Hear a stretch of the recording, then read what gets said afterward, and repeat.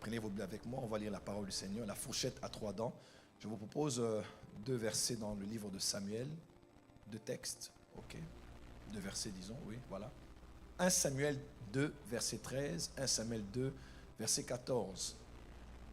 Nous lisons la parole de Dieu alors que nous sommes tous assis. Et voici quelle était la manière de ces sacrificateurs à l'égard du peuple. Lorsque quelqu'un offrait un sacrifice, le serviteur du sacrificateur arrivait au moment où l'on faisait cuire la chair, tenant à la main une fourchette à 3 dents. Une fourchette à 3 dents, 1 Samuel 2, verset 14, dans le verset suivant. Il piquait dans la chaudière, dans le chaudron, dans la marmite, ou dans le pot, ou tout ce que la fourchette amenait, le sacrificateur le prenait pour lui. C'est ainsi qu'ils agissaient à l'égard de tous ceux d'Israël qui venaient à Silo. On parle ici notamment des fils du sacrificateur Élie. Il était le souverain sacrificateur et eux étaient les sacrificateurs puisqu'ils étaient ses fils et dans sa famille. Amen. On lit le prochain texte. 1 Roi 3, verset 3. Salomon aimait l'Éternel et suivait les coutumes de David son père. Seulement, c'était sur les hauts lieux qu'il offrait des sacrifices et des parfums. Dis avec moi, Salomon aimait l'Éternel. 1 Roi 11, verset 1. Le roi Salomon aima beaucoup de femmes étrangères, outre la fille de Pharaon, des Moabites, des Ammonites, des Édomites, des Sidoniennes, des Étiennes. Dis avec moi, Salomon aima beaucoup de femmes. Prochain texte. Deutéronome 8, verset 12 à 17. Je méditais vraiment sur ce texte, j'ai compris plus que ce que j'ai toujours lu et enseigné toutes ces années. Lorsque tu mangeras et te rassasieras, lorsque tu bâtiras et habiteras de belles maisons, lorsque tu verras multiplier ton gros et ton menu bétail, s'augmenter ton argent et ton or et s'accroître tout ce qui est à toi, prends garde que ton cœur ne s'enfle et que tu n'oublies l'Éternel ton Dieu qui t'a fait sortir du pays d'Égypte, de la maison de servitude, qui t'a fait marcher dans ce grand et affreux désert où il y a des serpents brûlants et des scorpions dans les lieux arides et sans eau, et qui a fait jaillir pour toi de l'eau du rocher le plus dur, qui t'a fait manger dans le désert la manne inconnue à tes pères, afin de t'humilier et de t'éprouver pour te faire ensuite du bien. Que Dieu te fasse ensuite du bien. Garde-toi de dire en ton cœur, dis avec moi, dis à ton voisin, garde-toi, à ton voisin, regarde ton voisin, dis garde-toi de te dire en ton cœur. Et dis, ma force et la puissance de ma main m'ont acquis ces richesses. Verset suivant. Texte suivant. Ézéchiel 28, 16 et 17. Lisez bien avec moi. Par la grandeur de ton commerce, tu as rempli de violence et tu as péché. Je te précipite de la montagne de Dieu et je te fais disparaître chérubin protecteur. Du milieu des pierres étincelantes. Ton cœur s'est enflé à cause de ta beauté. Tu as corrompu ta sagesse par ton éclat. Je te jette par terre. Je te livre en spectacle au roi. Ézéchiel 14, qui parle aussi de la chute de Lucifer, le dit avec un peu plus de détails. Ésaïe 14, 10 à 15. Tous prennent la parole pour te dire, toi aussi, tu es sans force comme nous, tu es devenu semblable à nous. Ta magnificence est descendue dans le séjour des morts avec le son de tes luttes. Sous toi est une couche de verre et les vers sont ta couverture. Te voilà tombé du ciel, astre brillant, fils de l'aurore. Le nom Lucifer vient de là. Tu es abattu à terre, toi le vainqueur des nations. Tu te disais en ton cœur, je monterai au ciel, je lèverai mon trône au-dessus des étoiles de Dieu. Je m'assiérai sur la montagne de l'assemblée à l'extrémité du septentrion. Je monterai sur le sommet des nues. Je serai semblable au Très-Haut, mais tu as été précipité dans le séjour des morts, dans les profondeurs de la fosse. Amen. Père, bénis ta parole ce soir et édifie-nous par la lumière et la révélation de ta parole, car il est écrit que la révélation de ta parole éclaire. Elle donne la sagesse et l'intelligence aux simples. Ma prière est qu'aujourd'hui, alors que j'introduis cette série d'enseignements qui touchera 3 points essentiellement, je prie que ce soir, alors que nous introduisons, nous puissions capter ton cœur, capter ta pensée. Et s'il te plaît, par le Saint-Esprit, que nous ne soyons pas des auditeurs oubliés ou des conservateurs des enseignements, mais des pratiquants de la parole de Dieu. Nous ne voulons pas venir d'une étude biblique à une autre sans pour autant voir d'une réunion à une autre nos vies être changées. Par le Saint-Esprit, fais-nous grâce et miséricorde, qu'à notre sortir de ces lieux, nous puissions porter du fruit et du fruit qui demeure. Au nom de Jésus. Amen.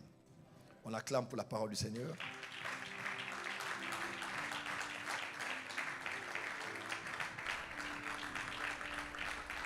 Amen. Le livre de Samuel est un livre écrit notamment par le prophète Samuel que nous connaissons.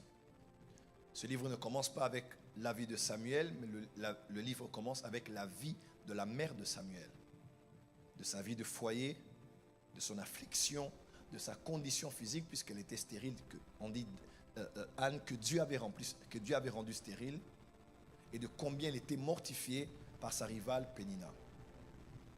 Jusqu'à ce que, comme de coutume, tous montaient à Silo pour la prière. Une fois, elle a parlé à Dieu différemment de toutes les fois qu'elle s'était présentée à lui. Elle a dit cette fois-là, Seigneur, si tu me donnes un fils, je vais te l'offrir comme un don dans ta maison. J'ai toujours cru que la prière,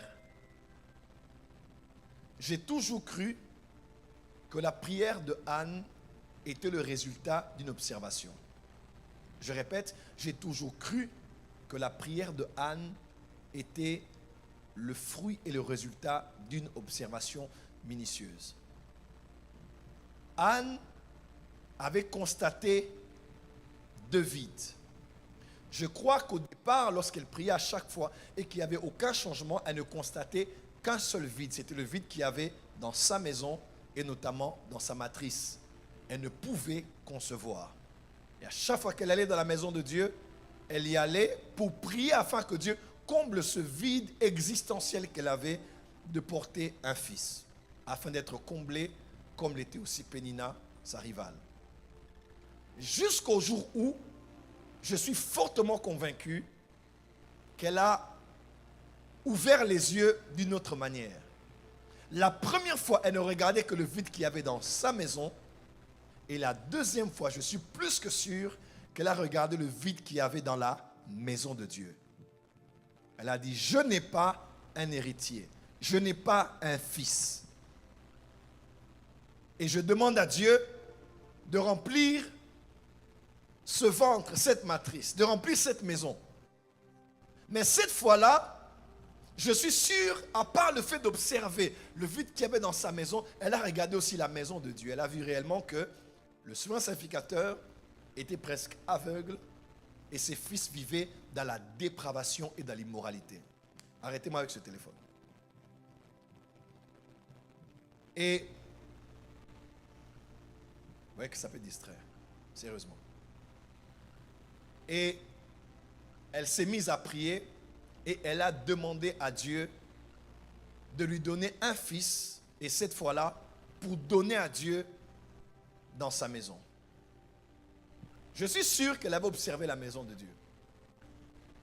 Parce qu'à vrai dire, la prêtrise servait d'intermédiaire entre Dieu et le peuple. Le Dieu qui est saint, le peuple qui est composé des hommes et des femmes imparfaits. Et chaque année, le souvenir de leurs péchés remonte devant Dieu. Que faut-il faire depuis Exode? Il faut le jour d'expiation, où on vient offrir des sacrifices pour que Dieu pardonne et couvre les péchés. Donc, la survie du peuple dépendait de la prêtrise, puisque la prêtrise faisait l'interface entre le peuple et l'Éternel. Elle regarde et elle se dit, avec ce genre d'héritier, avec ce genre de postérité, Dieu va raser cette nation. Dieu va tous nous éliminer. Il ne comptera pas les justes et les pécheurs. Il comptera que le peuple vit dans l'iniquité. Et qu'est-ce qu'elle s'est dit? Seigneur, si tu me remplis ce vide, je remplirai le vide qu'il y a dans ta maison. Si tu me donnes un fils, je te donnerai un sacrificateur. Ce n'était pas un prophète. Dieu a fait de Samuel un prophète. Il y a un besoin dans ma maison, mais deuxièmement, elle s'est dit, il y a un besoin dans la maison de Dieu. Et lorsque Dieu a vu qu'il avait ses intérêts dans les intérêts de Anne, il a donné à Anne ce qu'elle avait demandé. Petite parenthèse pour la prière. Prier, c'est bien. Mais prier en y mettant les intérêts de Dieu, c'est mieux. Puisque Dieu n'est pas là pour satisfaire vos passions et vos désirs, mais il est là pour faire avancer ses plans, ses desseins et ses programmes, ses agendas. Donc, dans ce que vous demandez à Dieu, ne regardez pas que le vide qu'il y a dans votre compte en banque. Ne regardez pas que le vide qu'il y a dans votre foyer. Ne regardez pas que le vide qu'il y a à côté de vous quand vous dormez seul sur le lit. Ne regardez pas que le vide qui est autour de vous lorsque vous n'avez pas de collaborateurs pour lancer l'entreprise. Regardez aussi le vide qu'il y a dans la maison de Dieu, dans l'œuvre de Dieu, dans l'agenda de Dieu, dans les desseins de Dieu. Et Dieu assurément vous donnera, puisque Dieu est un homme d'affaires qui tient compte aussi de ses intérêts. Quelqu'un peut dire Amen. Mais cela n'est pas le sujet du jour. J'aimerais un peu m'appesantir sur les fils d'Élie, le souverain sacrificateur. Il vivait dans une grande immoralité, une grande perversion. Et ce qu'il faisait déplaisait à l'Éternel. L'Éternel avait décidé enfin de pouvoir retirer sa gloire. Vous connaissez la fameuse histoire de Ichabod qui est arrivée juste après, où ils ont pratiquement été éliminés. Même l'arche a été saisie et a été emmenée à Asdod, dans l'une des villes des Philistins, pour être reprise plus tard par David. Mais ça a pris vraiment du temps. Écoutez bien ce que je vais vous dire ici. Et ses fils faisaient ce qu'ils faisaient avec les sacrifices. Ils le faisaient avec une fourchette à 3 dents. Alors, la fourchette à 3 dents, ici, était utilisée par ces ministres du culte, par ces serviteurs de Dieu dans le temple. Et ce qu'ils faisaient pour désacraliser les sacrifices, pour souiller les sacrifices, pour ne pas prendre pour sacrer les sacrifices, ils le faisaient avec une fourchette à 3 dents. Et la fourchette à 3 dents ici n'est pas une histoire de cuisine ou de gastronomie. L'affaire de la fourchette à 3 dents est une image qui peut nous parler d'une réalité claire que nous avons aujourd'hui auprès de ceux qui servent Dieu, tant sur l'autel que tous ceux qui sont dans la maison de Dieu. La fourchette à 3 dents et l'iniquité même qui est répartie en 3 dimensions. Et ces 3 dimensions sont les dimensions les plus visibles depuis que le monde est monde jusqu'à ce jour. C'est généralement ces 3 expressions du péché et de l'iniquité qui détruit les serviteurs de Dieu, qui détruit les servants de Dieu, qui détruit le peuple de Dieu. 3 choses essentiellement. Premièrement, notez avec moi qu'on parle de 3 dents. La première dent est celle-ci. L'immoralité sexuelle. L'immoralité sexuelle. L'immoralité sexuelle. Deuxièmement, écrivez avec moi, l'amour de l'argent.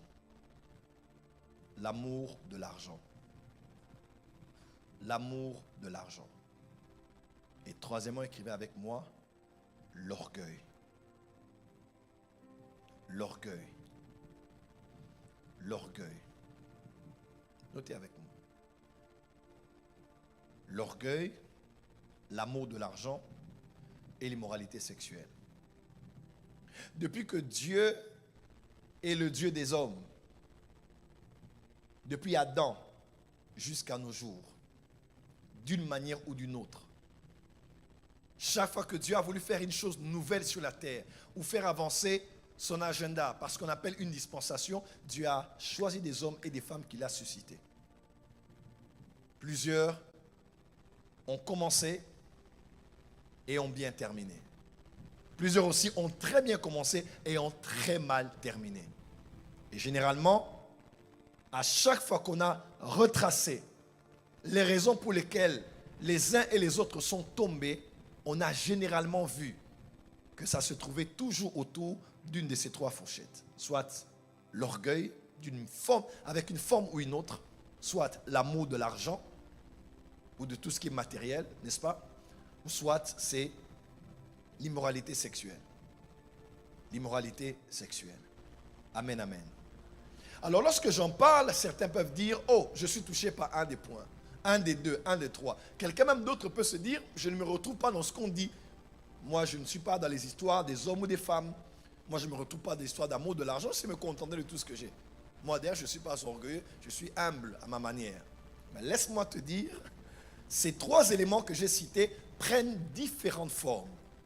Et sont tellement subtils lorsqu'elles entrent en nous et se manifestent par nous, que des fois, nous ne réalisons pas, mais nous avons déjà été infectés et affectés par ces choses. Un jour, quelqu'un disait, excusez-moi, il ne m'a pas dit personnellement, cet homme disait, je bénis Dieu parce qu'il m'a donné l'humilité. Ouais, par exemple, comme ça, c'est quelqu'un qui est orgueilleux de son humilité.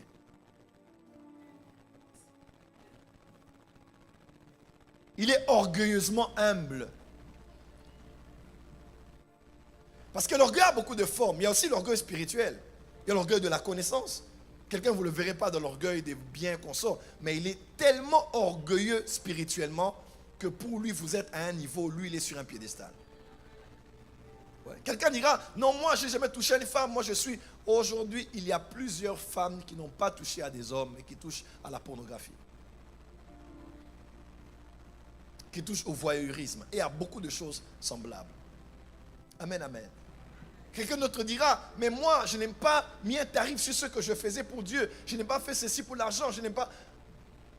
Ou même au travail, moi, je ne m'inquiète pas. Je ne fais que me contenter. Mais quand on regarde bien ta manière d'être là, il y a quelque part l'amour de l'argent.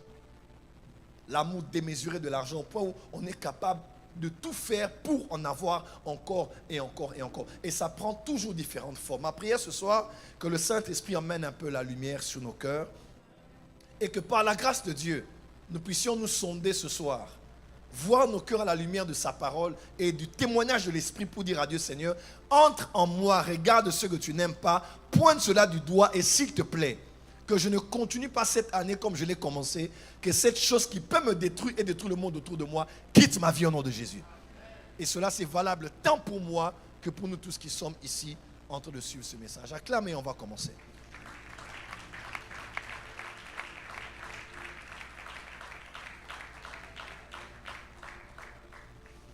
Ce soir, je vais commencer par le troisième point.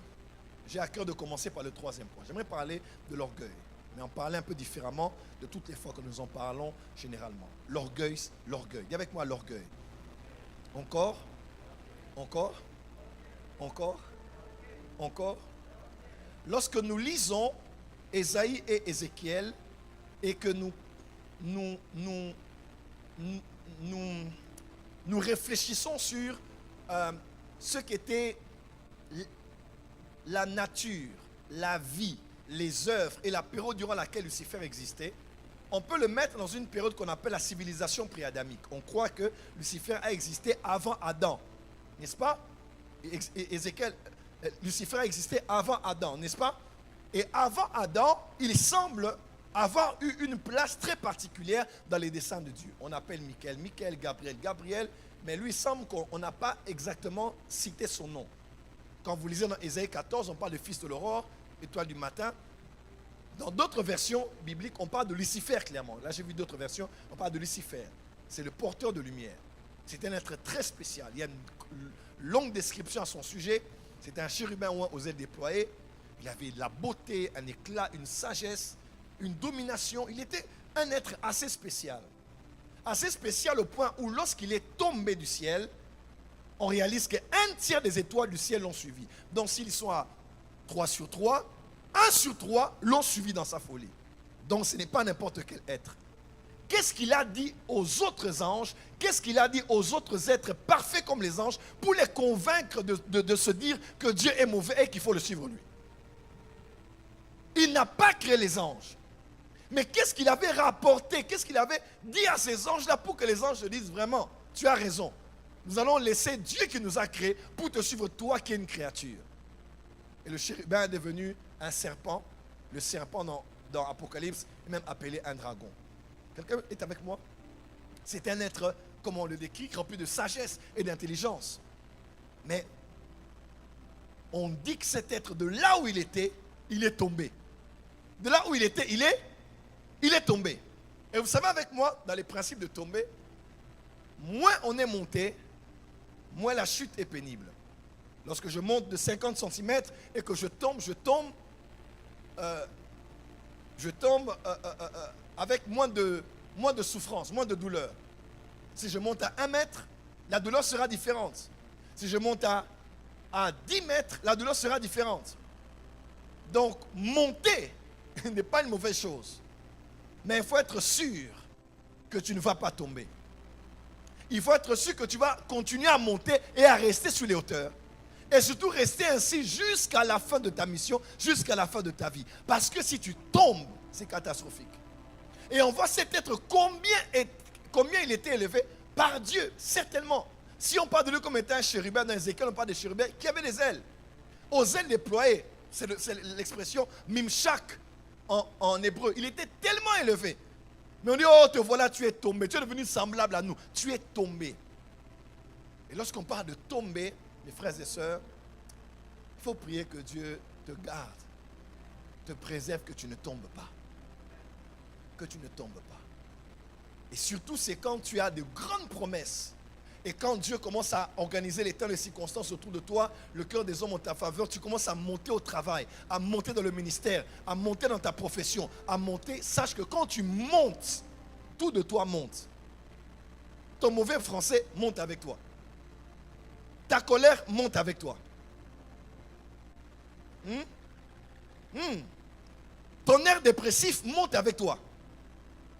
La montée ne fait pas disparaître ce que tu avais quand tu étais en bas. Plus tu es visible, tout ce qui est de toi le sera aussi. Voilà pourquoi il y a des choses qu'on ne traite pas quand on est monté. Il y a des choses qu'on traite quand Dieu commence à te préparer. C'est ainsi que quand Dieu prend le temps de te préparer, laisse Dieu te préparer. Parce que les faiblesses que tu n'as pas vaincues au début de ton ministère vont s'agrandir à la fin de ton ministère et te ruiner à la fin de ton ministère. C'est ainsi que des fois, quand tu as l'impression que Dieu traîne avec toi, Dieu expose les autres, il élève les autres, tu as l'impression que Dieu te fait perdre le temps, quoi. Pourquoi tu me fais traîner? Qu'est-ce que tu veux me prendre que je n'ai pas encore appris toutes ces années? Mais Dieu sait que ce n'est pas question de l'emmagasinement de connaissances ou de l'expression de tes compétences là où tu es. C'est une question de caractère. C'est une question de ton cœur à toi. Parce que la seule chose qui peut te perdre là, c'est d'abord ton cœur. C'est ton cœur. Je lisais un jour dans un journal une phrase d'un des premiers ministres français, Jean-Pierre Raffarin, qui disait ceci, dans l'affaire DSK. J'en parlerai peut-être une fois. Je suis en train de préparer un enseignement sur DSK, de ministre Oscar, n'est-ce pas? Il a dit ceci, il a dit, plus le fauteuil est haut, plus la chute est profonde. Jean-Pierre Raffarin, ancien Premier ministre français, sur l'affaire DSK. Combien d'hommes pouvaient être élevés en route vers l'Élysée, pas de concurrents autour de lui, intelligence extraordinaire, carnet d'adresse, lobbying juif autour de lui, tout était à sa portée. Il allait être un des plus grands, certainement, présidents de la France. Mais une histoire se passe avec une histoire d'une femme, avec beaucoup de choses qu'on avait enregistrées sur lui à l'Élysée, qu'il faisait déjà. Vrai ou conspiration, je ne sais. Mais tout ce qu'on va rester un peu sur les faits pour tirer quelques exemples. Plus le fauteuil est haut, plus la chute est profonde. Et ce qui a fait tomber Lucifer, c'était deux choses. Deux des dents que j'ai citées. On ne voit pas l'aspect immoralité sexuelle, mais on voit l'aspect qu'on parle des commerces, qu'on parle de ces commerces. On a l'impression que c'est quelqu'un qui commençait à... C'était un être qui commençait à avoir le goût du matériel, le goût de ce qu'il gagnait. Il faisait tout. Il ruinait, il détruisait, il séduisait pour en acquérir encore et encore. On le voit dans Ézéchiel et même dans Ésaïe, n'est-ce pas? Mais ça, c'est le sujet du prochain jeudi. Mais on voit surtout quelque chose qui a tué, qui a renversé Lucifer. C'est ce que j'appelle le syndrome luciférien, ou que j'appelle encore l'orgueil. Je le redis encore et encore. Lorsque un homme et une femme, lorsqu'une femme devient orgueilleuse, un homme devient orgueilleux, automatiquement, il rend Dieu nostalgique. Parce que Dieu se souvient que de tous les êtres, il en avait distingué un. Il avait revêtu d'une parure éclatante. Il était porteur de lumière. Il se peut même que dans Genèse 1, verset 2, quand on dit que les ténèbres étaient sous la surface de l'abîme, les ténèbres là certainement venaient parce que le porteur de lumière avait été renversé. Peut-être que l'univers à l'époque là dépendait de la lumière que lui portait. Probablement. Probablement. Et on dit de lui qu'il est tombé. Quand Dieu encore aujourd'hui regarde une génération, il prend un homme, il prend une femme, il te rêvait de grâce, des capacités, des dons, et il t'élève, et il commence à voir dans ton cœur le même virus qui a détruit Lucifer. Tu rends Dieu nostalgique. Quand Dieu regarde de manière prédictible, Dieu sait ce qui va t'arriver à la suite.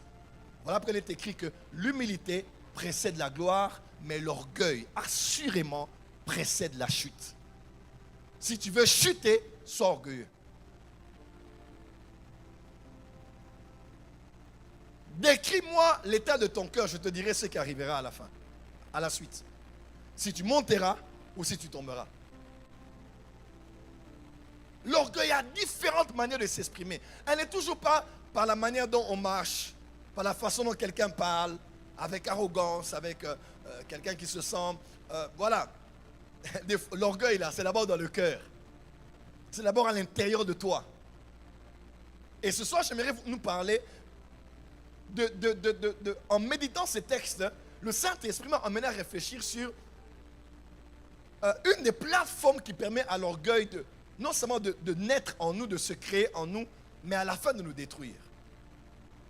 Notez avec moi. Ce qui crée l'orgueil, nourrit l'orgueil, grandit l'orgueil, au point où l'orgueil ruine notre vie et notre ministère, ruine notre mariage, ruine notre leadership, où nous sommes à n'importe quel niveau, ruine notre relation avec Dieu. Tout cela se passe au niveau de la conversation que nous avons avec nous-mêmes. Le genre de conversation que nous avons avec nous-mêmes détermine la suite de notre destinée. Je ne parle pas ici de ce que tu dis à Dieu seulement, de ce que tu dis à ton pasteur, à ton mari, à ta femme, à ton encadreur, de ce que tu dis à tes amis, à tes meilleurs amis, à tes confidents. Je te parle ici d'une des plus, après la conversation avec Dieu, la plus importante conversation que tu auras dans ta vie, qui déterminera la suite en ce qui concerne ton ascension ou ton déclin. C'est la conversation que tu as avec eux, avec toi-même. La Bible déclare, lorsque tu mangeras, lorsque tu te vêtiras, lorsque tu habiteras, lorsque toutes les bonnes choses vont t'arriver, écoutez ce que la Bible déclare, garde-toi de te dire en ton cœur. On n'a pas dit tu vas le dire aux gens, tu vas le poster, le dire à ta femme, à tes enfants, à tes collaborateurs. Oh, la force m'a même acquis ces choses. Non, on dit garde-toi de te dire dans ton cœur que ma main, la force de ma main m'a donné ces choses.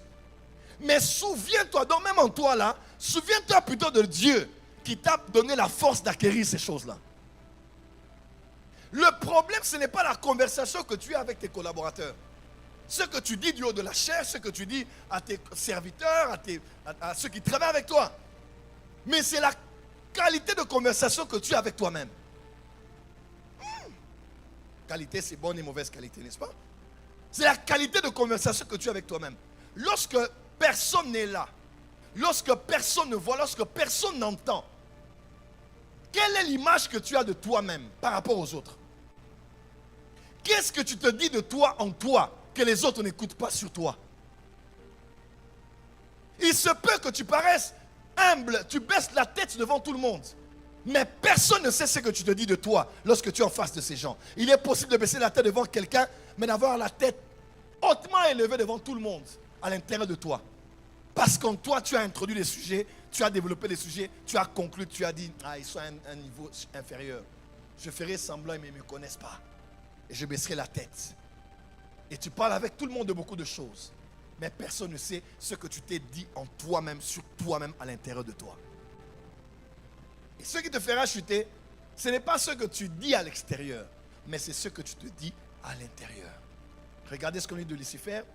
On dit, tu te disais en toi-même. Il n'avait même pas dit cela à Dieu. Il avait dit en lui-même. Il s'est regardé. Il a vu son éclat, sa beauté, ses richesses, sa position. Il s'est dit, je monterai. Il n'a pas parlé. Il a médité cela. Il a conçu cela. Et Dieu a dit, l'iniquité fut trouvée en toi. Le péché fut trouvé en toi. Mes frères et sœurs, qu'est-ce que tu te dis de toi-même, en toi?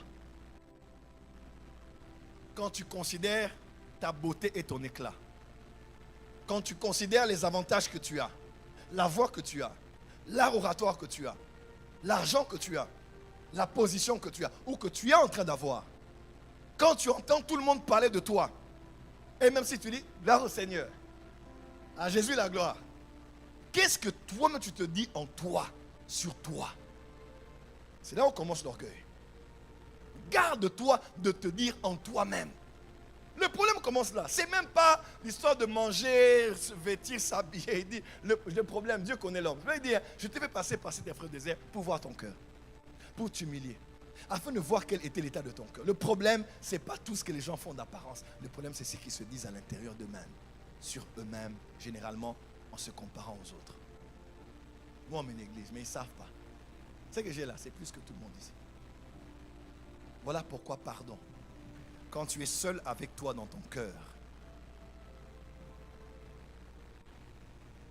préserve-toi. Je dis bien, préserve-toi. Préserve-toi d'avoir une trop haute opinion de toi-même. Il faut avoir l'art de se parler à soi-même. L'art de parler à son âme. David connaissait cette chose. Psaume 103, verset 1 jusqu'à 3. Mon âme bénit l'Éternel. Pourquoi?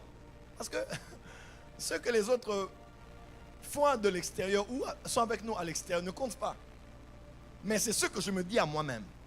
N'oublie aucun de ses bienfaits. Tu sais, des fois, tu commences à te plaindre de tout, de rien, de je n'ai pas ceci, je n'ai pas cela. Une des manières de vaincre l'ingratitude spirituelle, c'est de se souvenir. Tu prends un rétroviseur, tu mets le rétroviseur là, et tu commences à regarder 10 ans passés. Tu vas réaliser au fait que tu étais hospitalisé. Tu as failli crever, tu as failli passer. Et pourtant, tu peux même mourir parce qu'avant ça, tu avais fait des mauvaises choses. Mais malgré ça, Dieu t'a relevé. Quand tu commences à compter les bienfaits, il dit n'oublie aucun. Quand tu commences à compter, tu mets sur la balance les choses que Dieu a déjà fait. Tu mets sur la balance ce qu'il n'a pas encore fait et tu réalises que je suis méchant, je suis ingrat. Ce Dieu qui a tout fait pour moi alors que je ne le méritais même pas. Je vais commencer à murmurer de Dieu et vouloir abandonner la foi pour si peu. Qu'est-ce que tu te dis à toi-même dans ton âme? Qu'est-ce que tu dis à ton âme? L'orgueil commence là. Oh, il y a beaucoup de prophètes, mais je suis le plus grand prophète de la francophonie. Il n'y a personne qui chante comme moi dans cette église. Je suis la plus grande prédicatrice de cette église, le plus grand prédicateur de cette église, ou de ma génération. Mes frères et sœurs, voilà pourquoi, tu sais, quand toi et toi-même êtes en train de parler à l'intérieur, et que toi, l'autre toi en toi là, qui a entendu ce que les autres ont dit de toi dehors, ramène à l'intérieur ce qu'on a dit de toi, en trop de compliments. Toi, dis à l'autre toi là, c'est la grâce, c'est la miséricorde. Parce que c'est ce que, quand l'autre te parle, et que toi tu dis c'est vrai, c'est vrai, c'est vrai, la conversation devient pimentée. Personne n'entend, mais tu te parles à toi-même. Pimenté. C'est là que maintenant l'orgueil naît, la suffisance naît, la têtutesse naît. Parce que maintenant tu es indépendant. Tout le monde ne comprend pas qu'est-ce qui se passe avec toi. En fait, mais en toi, là, il y a eu des conversations, des dialogues internationaux, des colloques, il y a eu des réunions, il y a eu des... C'est tout un... Tu as délibéré sur ce que tu es à l'intérieur de toi. Que la voix de la raison te rappelle toujours de dire à l'autre. Ils ont dit de bonnes choses, mais c'est la grâce. Ils ont dit de bonnes choses, mais je sais que si je laisse la place à ça dans mon cœur, ça va m'empêcher de me travailler encore. m'améliorer encore, d'élever les autres encore. Le genre de conversation que tu as avec toi-même détermine si tu auras ou pas l'orgueil dans ta vie. Tout commence là. Quand toi en toi est sorti de toi et a entendu les compliments que l'on t'a donnés, quand le toi en toi revient et veut parler avec toi, dis à toi, calme-toi. Dis à toi, calme-toi. Tu n'es ni le premier que Dieu a utilisé, ni le dernier. Tu n'es ni la première, ni la dernière. Dieu a utilisé plusieurs avant toi. Il utilise d'autres pendant qu'on est là. Il utilisera plusieurs après. Donc je ne suis qu'un instrument, simple instrument inutile, qui vient jouer un rôle, qui va bien le faire, mais qui sait qu'il n'est pas le seul. Il y en a plusieurs. Plusieurs ont fait plus avant, plusieurs feront plus après. D'ailleurs, la gloire de la seconde maison sera plus grande que celle de la première. Dans le principe, ceux qui viennent après doivent faire plus que ceux qui ont fait avant. Donc toi, calme-toi. Calme-toi. Calme-toi. Calme-toi. C'est Dieu. Calme-toi. C'est le Saint-Esprit. Calme-toi. Rappelle-toi que c'est Dieu. Rappelle-toi que c'est sa miséricorde. Rappelle-toi qu'on n'était pas comme ça. C'est Dieu qui a fait de nous ce que nous sommes. Rappelle-toi et sois reconnaissant envers tous ceux qui t'ont aidé. Quand toi en toi a entendu d'autres choses sur toi à l'extérieur, des compliments, des encensements, et qui revient en toi pour parler avec toi, dis à toi, calme-toi. Fais comme ça, dis calme-toi. Dis encore calme-toi. Et ça, c'est un exercice de toute la vie. Il n'y a personne qui a un niveau de 40 ans de ministère qui est exempté maintenant de l'orgueil. C'est faux. À tous les niveaux du ministère, même de la vie chrétienne ou de la vie professionnelle ou de la vie sociétale, sociale, on peut être orgueilleux d'une manière ou d'une autre. Parce que nous sommes dans la vanité tant que nous sommes dans cette chair, dans ce corps de chair. Nous sommes tous exposés à l'orgueil. Voilà pourquoi il faut maintenant créer un système. Si tu te connais, il faut maintenant te créer un système de choses qui te protègent et te préservent. Il faut avoir des gens qui te disent la vérité. Il ne faut pas avoir des fanatiques autour de toi. C'est bien d'encourager quelqu'un. Il faut le faire. Ce n'est pas exposer quelqu'un à l'orgueil, pas du tout. Tout dépend de ce que chacun veut en faire. Quelqu'un peut dire Amen. Oh, je le complimenterai, puis sinon il va devenir orgueilleux. Non, pas du tout. Quelqu'un me comprend? Mais il faut, si tu te connais, il faut créer un système autour de toi. Moi, par exemple, une des choses que j'ai toujours fait pour me garder dans l'humilité, c'est deux choses que j'ai fait dans le ministère. Retenez avec moi. Il y a deux choses, depuis que je me connais, que je connais le moi en moi, deux choses que j'ai toujours fait depuis le début de mon ministère jusqu'à aujourd'hui, que j'estime être des choses qui m'aident encore, par la grâce de Dieu, à tenir et à continuer à me battre avec l'orgueil. Première chose. Reconnaître la grâce des autres et les exposer en ma présence. Reconnaître la grâce des autres, les exposer en ma présence, est un des exercices que je fais toujours. Quelqu'un peut dire, oh, le prophète a un bon cœur, regarde ce qu'il fait avec ses filles, avec ses fils, regarde ce qu'il fait avec ses amis, regarde comment il poste les autres. Quelqu'un pense que je le fais toujours de bon cœur. Non. Je suis un être humain. Des fois aussi, tu exposes quelqu'un, il fait quelque chose, ton corps te dit, il ne fallait pas. Parce que là, tu es en train de disparaître. C'est lui que l'on voit maintenant plus. Ta chair veut commencer à riposter. Tu dis, bon, c'est la dernière fois que je le fasse. Tu commences à chercher dans son regard une attitude bizarre qu'il a pour dire, ah, depuis que j'ai fait ça pour lui, il est devenu orgueilleux, et pour l'éliminer. Mais c'est un exercice de tous les jours que je fais. Qu'est-ce que je fais? Je reconnais ce que les autres ont et je les expose en ma présence. Quand je regarde mes fils prophétiser, par exemple, on était en Côte d'Ivoire. En Côte d'Ivoire, et je lui ai présenté mes fils. Waouh! Je lui ai présenté Baba Uriel. Je l'ai présenté. Prophète Kaino, je l'ai présenté. Et quand je fais ça, je le fais de bon cœur parce que je suis là comme père, mais je le fais aussi pour me rappeler à moi que je suis un papa. Je ne dois pas être orgueilleux si mes fils font plus que ce que je fais. Quelqu'un me comprend? Quand on est allé à ICC Brazzaville, on s'est entendu. Moi, j'allais travailler, Grâce allait travailler, mais on a laissé la place au prophète Kainos, puisque c'est lui qui sera notre pasteur à Brazza. On a dit que sa grâce à lui s'exprime au Congo-Brazza. Et nous, tout ce qu'on a fini, on était contents de voir qu'on a tous travaillé, mais il a pris plus de temps et il s'est le plus exprimé. Toutes ces petites choses-là que je fais, je ne les fais toujours pas parce que, oh papa, il a un bon cœur pur. Papa est un homme. Des fois, tu peux sentir ton cœur fait... Toi, c'est quoi ça? Un père ne se comporte pas comme ça. C'est un grand frère à la maison qui se comporte comme ça. Je ne suis pas un grand frère, je suis un papa.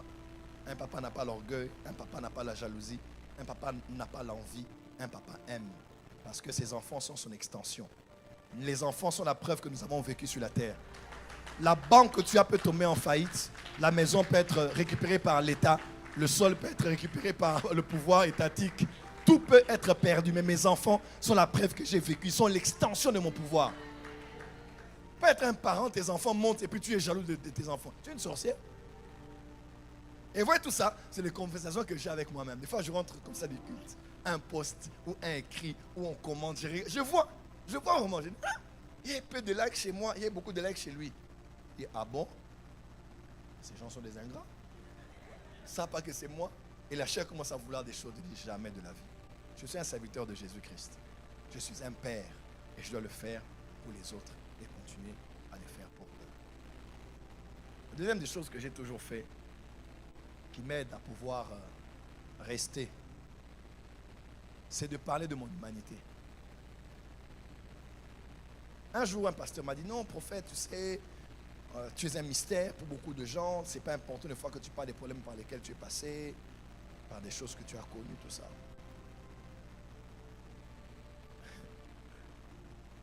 Paul a dit, j'ai prié 3 fois que Dieu me délivre. Mais Dieu m'a dit, ma grâce te suffit parce que ma puissance se manifeste dans la faiblesse. Quand je suis faible, c'est alors que je suis fort. Je sais ce que Dieu m'a donné. Je suis conscient de la grâce que j'ai. Quelqu'un m'a dit, mais ça te fait quoi d'être dans un programme en Côte d'Ivoire, de dire, et l'argent apparaît comme ça? Tu as préparé ça dans combien de temps? J'ai préparé ça en 48 heures. Peut-être une journée, j'ai préparé ce culte-là. Une journée. Quelqu'un m'a dit, mais les gens ne savent plus ce que tu as fait, c'est les gens ne savent plus ce qu'on prépare. Après 3 semaines, j'ai dit, je ne savais ça qu'après 2 jours avant. Bishop Ouattara m'a dit, mon frère, on fait quelque chose. On était au concert de maman, on est parti, on est rentré, j'étais fatigué. Mais j'ai dit, je vais essayer de me concentrer. Donc c'est même pas que j'ai pris une semaine de préparation. Ça allait être comment? Je sais ce que je porte avec humilité. Mais pour que les gens se disent, il est aussi comme nous. Il n'est pas un ange, il est aussi comme nous. Il n'est pas un spectre, il n'est pas un fantôme, c'est un homme comme nous. Je préfère me glorifier de mes faiblesses et de dire que je n'ai pas fait de longues études et de dire comment j'ai grandi et de dire ce que j'ai connu dans mon foyer avant et de dire les épreuves par lesquelles je suis passé et de pleurer la miséricorde de Dieu en public. Comme je suis le plus grand de tous les pécheurs, je le fais pour me rappeler à moi-même que tu n'es qu'un vase de terre. Tu n'es qu'un vase de terre. Mais la grande puissance habite en toi. La gloire doit être attribuée à Dieu. Mais l'emballage là, c'est un vase de terre. C'est comme ça que j'aime être bien avec les gens. Les riches, les pauvres, les grands, les petits. Même du haut de la chair, ceux qui me connaissent me connaissent. Je fais tout ça pour me rappeler à moi-même. Tu es comme eux. Tu as juste une grâce. Tu as juste reçu un don, une onction spéciale. Mais tu es un homme comme les autres. Je ne suis pas un ange, je suis un homme. Un homme qui peut pleurer, un homme qui peut échouer, un homme qui peut tenter et puis ça ne marche pas. Un homme qui peut aussi déprimer. J'en parle et j'en parle beaucoup. Je n'en parle pas pour décourager les gens parce que je crois que les hommes n'ont pas eu besoin du Fils de Dieu pour les sauver. Ils ont eu besoin du Fils de l'homme pour les sauver. Les hommes n'ont pas besoin d'un ange pasteur pour les aider. Ils ont besoin d'un homme comme eux qui a eu des challenges et des défis et des problèmes et des échecs et qui peut le dire, je suis ton pasteur, j'ai connu ça. Toi aussi, relève-toi parce que le Dieu qui m'a aidé peut aussi t'aider. Dis amen très fort. Il faut avoir un système que tu crées autour de toi qui peut t'aider à toujours te rappeler que c'est Dieu. C'est ainsi que des fois, quand tu regardes les cultes de Benny Hinn, par exemple, ou du pasteur Chris Aquilome, tu vois, par exemple, le pasteur Benny Hinn, il prie pour quelqu'un, les gens tombent, ou bien une guérison, un paralytique, un aveugle, quelqu'un qui tremble, qui est touché.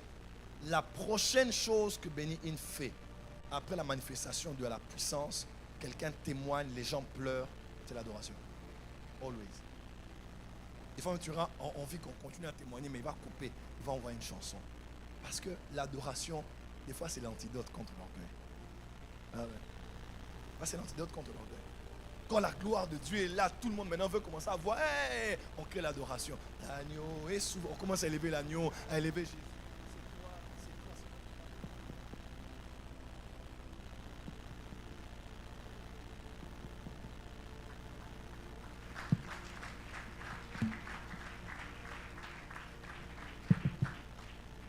Est-ce que ça passe? Est-ce que ça passe? Je voulais juste introduire ce soir. Est-ce que quelqu'un peut parler à soi-même? Dis à toi qui est en toi, là. Calme-toi. Regarde-toi, regarde-toi. Dis à toi qui est en toi, calme-toi. Tu sais, ton plus grand ennemi, ce n'est pas Satan. Ton plus grand ennemi, ce ne sont pas les démons. Ton plus grand ennemi est assis juste là où tu es. Il est en toi. Paul a dit, qui me délivrera de ce corps de chair? Le bien que je veux faire, que je connais, je n'arrive pas à le faire. Le mal là que je déteste, c'est ce que je commets. Je trouve en moi une autre loi qui est contraire à la loi de Dieu. Qui va me délivrer? Je suis un serviteur de Dieu. Mais il y a comme moi un autre moi qui aime des choses que moi je n'aime pas. Et quand l'autre moi je le laisse agir, c'est la catastrophe. Et il prend tellement plaisir à faire le mal. Mais moi, qu'il a laissé faire, je suis attristé. Parce que moi, en vrai dire, je ne suis pas l'autre là. Moi, j'aime Dieu. Moi, j'aime craindre Dieu. Mais je ne sais pas. C'est comme un autre moi en moi qui fait des choses qui continuent à déplaire à Dieu. Qui me délivrera? Que Dieu te fasse grâce. Que Dieu te fasse grâce. L'orgueil est un poison dans toutes ses formes. Orgueil de sa connaissance, orgueil spirituel, orgueil de sa position, orgueil de ses avoirs. Il y a beaucoup de types d'orgueil. On parlera la prochaine. Mais tout commence par cette plateforme de dialogue, de conversation qu'on a avec soi. Il faut que la voix de la raison continue à parler à haute voix en toi pour rappeler à l'autre toi que c'est la grâce de Dieu, que c'est l'amour de Dieu, que c'est la miséricorde de Dieu. Et que si Dieu aujourd'hui retire, c'est fini. Tu sais, par exemple, moi, il y a une phrase que j'aime toujours dire. Nous sommes comme des marteaux. Le marteau, malgré le bois, la dureté du bois, et combien aiguisé est le fer de l'âche, n'est-ce pas? Le fer du marteau.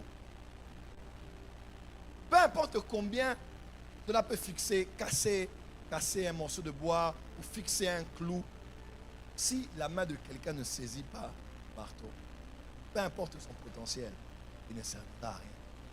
Quel est ce marteau qui s'est glorifié devant la main qu'il a utilisée pour dire que c'est moi qui ai cassé, c'est moi qui ai fixé, c'est moi qui ai brisé? Il n'a rien fait. Peu importe combien tu es configuré, ce n'est pas la main qui t'a tenu. Ne servir à rien. À vrai dire, c'est sa main. C'est ça le beau qu'on a eu, c'est sa main. Si sa main me quitte aujourd'hui, c'est fini. C'est parce qu'il continue encore à mettre sa main sur moi que je suis debout. Continue, il met encore sa main sur moi que je peux continuer à prêcher. C'est sa main. Pourquoi tous les jeunes, je te bénis pour ta main. Parce que si ce n'est pas ta main qui me tient là, je ne peux pas être utile pour fixer les vies, pour briser les chaînes de l'ennemi. Je suis un marteau. Dans Jérémie, il dit que tu étais un marteau et pas de Babylone. Tu étais un marteau entre les mains de l'Éternel. Je suis un marteau dans ta main. Un marteau, pour être un marteau, qui n'a pas une main, ne sert à rien. Que ta main me tienne encore. Que ta main m'utilise encore. Que je chante encore, que je prêche, que ta main. Le beau qu'on a eu, ta main. Que ta main me tienne. Que ta main continue. Même si, alors que nous marchons main dans la main, ma main te lâche, que ta main ne me lâche pas. Il peut arriver que ma main se fatigue. Ma main veut toucher autre chose. Mais que ta main, ta fidèle main, ne me lâche pas. Quand je commence à chanceler, relève-moi, affermis-moi, mais que ta main ne me quitte pas. Que la main de Dieu soit sur toi. Et moi, le chemin est long. Le chemin est long. La gloire, c'est quelque chose. Hein? La gloire. Et devant là, tout. Tu postes là, tout le monde parle de toi. Vous êtes à plusieurs, mais toi, tu es distingué. Tu entres comme ça, tapis rouge. Tu tournes ici, c'est toi. Tu entres là-bas, c'est toi. Tu pars ici, c'est toi. Tu captes l'actualité pendant des mois, même des années. Tu réalises des choses que les autres n'ont jamais réalisées. Tu as le plus grand bâtiment, les plus grands instruments, les plus grands musiciens de la ville, de la France. Tu as tout, tu as tout à ta porte. Même au travail, ça peut arriver. Tu as des voitures, tu as des biens. Certaines personnes veulent te parler, tu te regardes comme en bas, tu dis, tiens, parle ici. Et c'est en ce moment-là que tu dois entrer en toi et te dire à toi, calme-toi. Il y a un roi dans la Bible aussi qui était venu, n'est-ce pas, dans Daniel, il a regardé ses biens, il a dit, oh, regarde ce que j'ai bâti ici. Il n'a pas fini de parler. Pas Dieu l'a frappé. Acte des Apôtres, acte 12. Il vient, comme ça, il veut parler. On dit c'est la voix de Dieu, c'est pas la voix d'un homme. Pas un ange descend. Et le gars meurt. Pardon. La gloire, c'est à Dieu. La gloire, c'est à Dieu. L'honneur, c'est à Dieu. La louange, c'est à Dieu. On peut m'honorer, mais la gloire est à Dieu. La voix de l'humilité, c'est la voix de la sagesse. Un orgueilleux est un insensé. Un humble est un sage. Le chemin est long. Dieu me préserve, nous préserve de tout. Amen. Dieu bénisse sa parole.